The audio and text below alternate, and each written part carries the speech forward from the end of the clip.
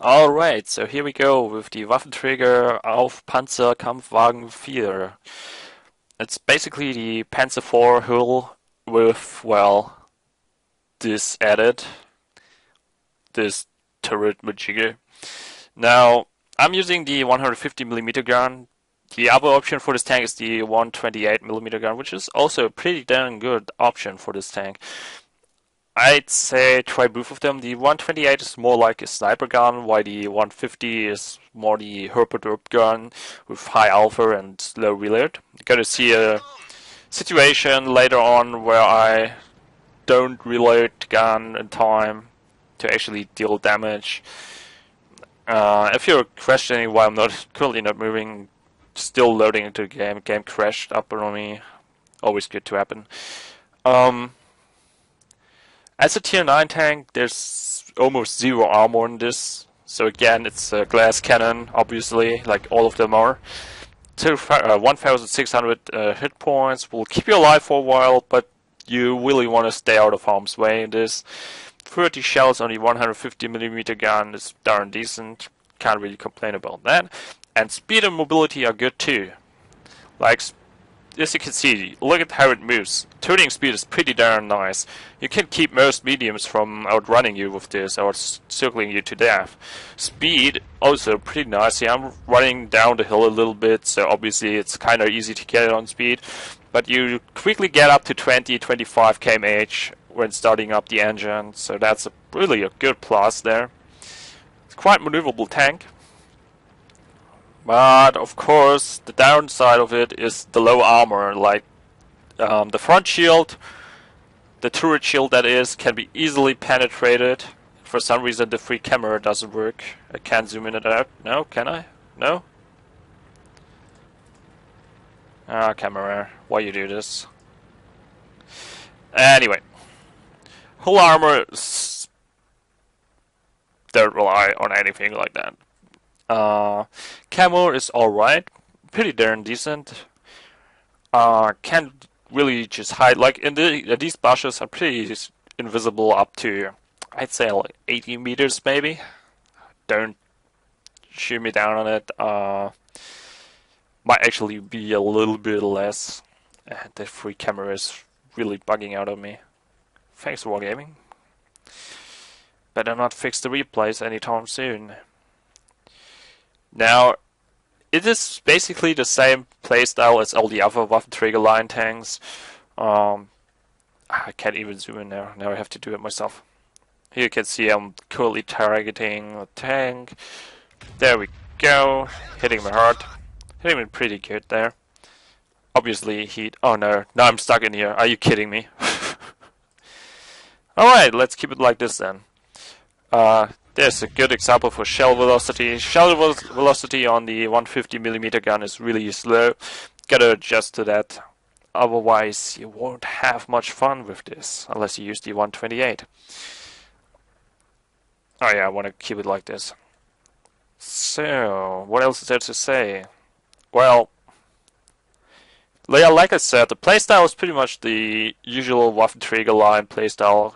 Either support allies, a little bit of hit and run here and there if you can manage it to outflank enemies, and of course one of the most important parts, sniping.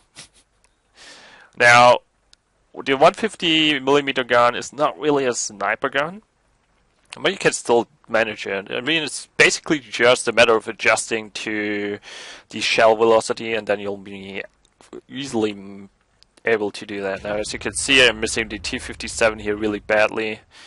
Really bad shot by me here. Didn't even try. Like, that was way off. Now, here's what I was talking about earlier.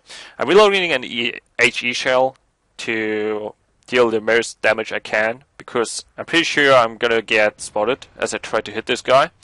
However, 12 seconds reload time, not gonna reload that in any way, shape or form. Not fast enough.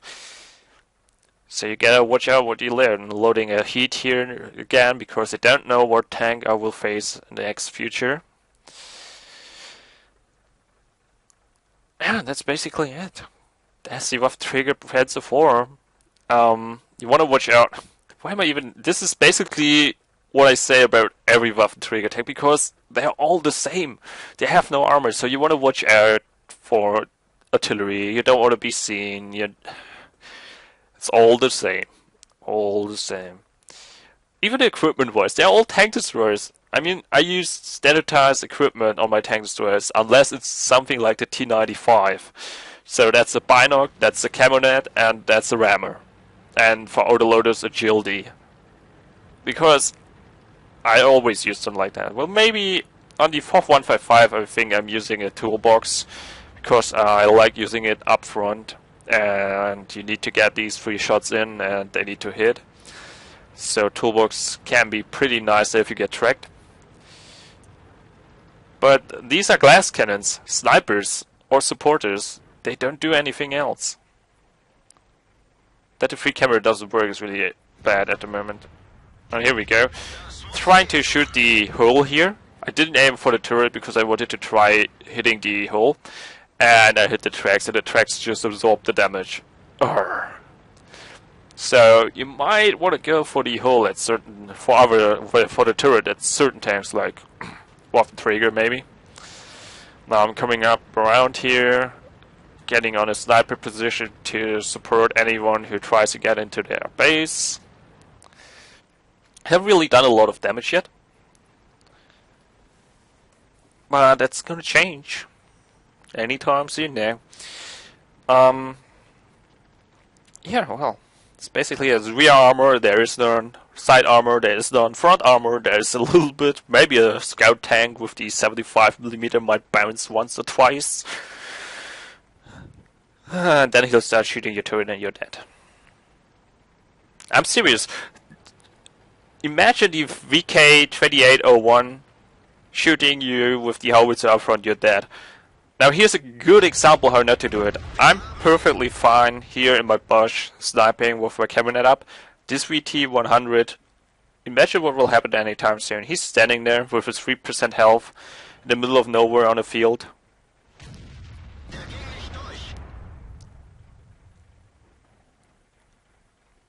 He's even going out of the bush completely. Oh, well, that happened. There we go, nice little blind shot on that guy.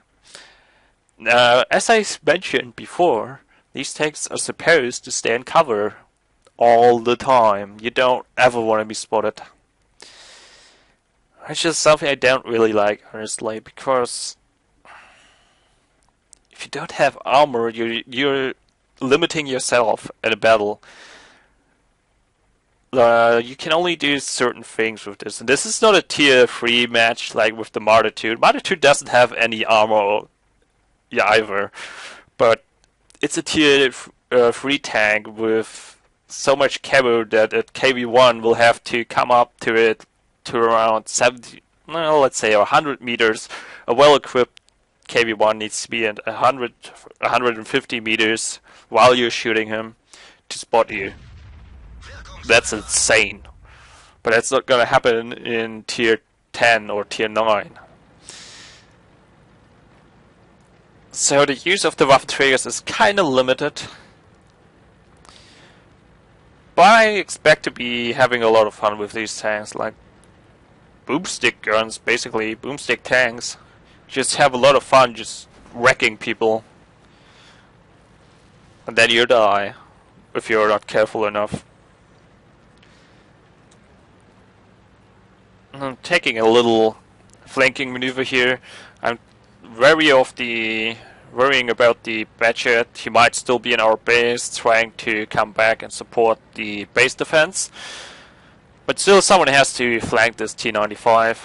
T-95 is a hard target. Here we can see the speed. Relatively quickly got up to like 40 kmh. Not really 40 kmh, well, you know what I mean. Coming up around. He sees me now, but it's too late. He's being tracked even, and there we go, he's gone. And the match is on the hill suddenly, because hill. Actually a pretty darn decent tactic. He probably searched for artillery, didn't find it in our base, and then went after it. Recommendation about this tank. I would certainly get it. I mean, why not? It's a pretty darn good tank. Good damage on both guns. Fun to play, really. If you like glass cannons, that is. If you don't like glass cannons, you are not going to like this tank at all. And that's it.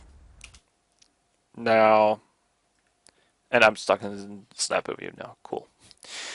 Now, aside from that, fighting the VT is pretty easy. As soon as you know that he's around, you probably just want to either blind fire into bushes nearby or try to spot him. Because as soon as you spot one of these tanks, they are dead. And you might want to reload HE in case you have a good gun that is pretty accurate. You can just shoot the shield. God, I can't even show you. There we go. The turret. And deal a lot of damage. I have never seen any HE shell hitting the turret dealing less than average damage. Because there's no armor on none of these Waffenträger tanks. Well, that's the Waffenträger auf Pzkpfw IV.